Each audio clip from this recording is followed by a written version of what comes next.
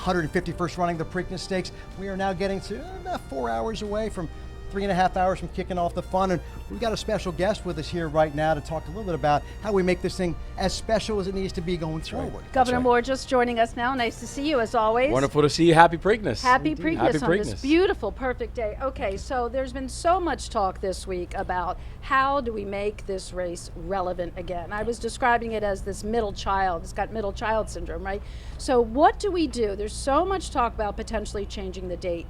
Where are you on that, and how do you broker a deal? Well, one thing we're going to focus on is we want this to be just the crown jewel of the Triple Crown, right? And we know that this is the first year that it has not been at Pimlico. It will be the last year because we're going back to Pimlico. And it's really important that we know that this is going to be a feature of Baltimore. This is a chance when not just Baltimore, but the state of Maryland shows off for the entire globe. And so the investments that we have now made on the track, the investments that we've now made on the industry, but also the investments we made in the neighborhoods, in the communities around it. We think all three of those things are, what I call, that's the Triple Crown. Yeah. And that's how I think we're going to not just be able to make sure that the actual Triple Crown continues to grow and people continue to watch and support, but that Baltimore just maintains a crucial role in that. And recently we saw that Churchill Downs, for $85 million, purchased the rights to market the Preakness and really dictate so much to it. The state has an opportunity to match that $85 million and keep that for themselves. Where do you stand on that, and what does it really mean for those that are trying to, wait, what, Churchill would own the Preakness? How could that be? What does that mean? Yeah, I mean, we always reserve the rights, but we also know, and what I know is I'm excited about where things are right now. I know Churchill has a real vision about how we can not just leverage what was happening in the success of the Kentucky Derby, but also making sure that the Baltimore and the Pimlico and the Preakness really takes on a larger role in helping people to see the importance of not just the industry, but the Triple Crown. I mean, you think about where for the Kentucky Derby, that's about $400 million of revenue. It's a $400 million industry, just that event. And what we've seen historically for the Preakness, it's about $40 million. And so we've got to make sure that we can actually increase the amount of days. We've got to make sure that we can increase the amount of economic activity that we're going to see, because this industry is incredibly important. It's a $3 billion industry to the state of Maryland. So we want to make sure that it's an important part of our future as well. So what do we do about, there's all this talk in the last week about changing the dates between the Derby and the Preakness. It's now a 2-week differential. And so the question is, without having the Derby winner here, that the interest drops off considerably. Absolutely. And when the interest drops off considerably, there aren't eyes on the race, and there's not as much money and economic impact from the race. So where are you on changing the date? And we understand that it's New York.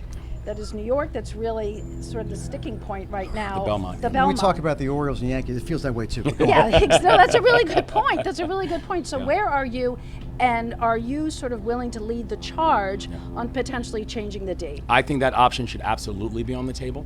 I think it's important to be able to look at, because when people have to remember with these races, it is very intense on the horse, and it's very intense on the training team, and having two major races that are 2 weeks apart is very challenging. And so I am very flexible on the idea of changing and being able to alter the dates, specifically because what people have to remember about this too is the Derby is a very different race than the Preakness, and the Preakness is a very different race from the Belmont, just in terms of distance, length, etc. And so the horses are going to need rehab time. You're going to have time for them to be able to, prepare for that next leg, and it's why we've had so few Triple Crown winners in this industry's history. And so I am very open to the idea of saying, are there adjustments that can and should be made to make sure that we can keep this industry viable and keep the fan base excited? Embrace the change, or otherwise the change goes on without you. As far as the race today, there is a horse who lives right over there who's going to be running out of the 1 hole. Naturally, a lot of people thinking Taj Mahal is a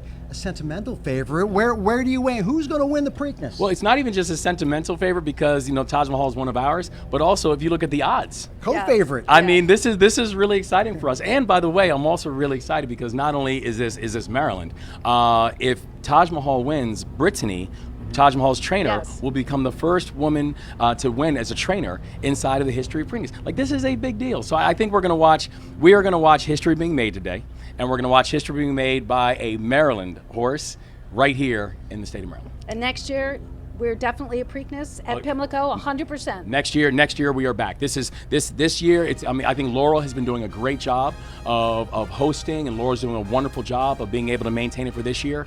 But this will be the one and the only year that the Preakness is not going to be in Baltimore and back in Pimlico. Take us to break. Say our coverage continues, Governor. WBAL-TV's coverage continues in just a few minutes. Oh, this camera? Yes. Enjoy Preakness, everybody.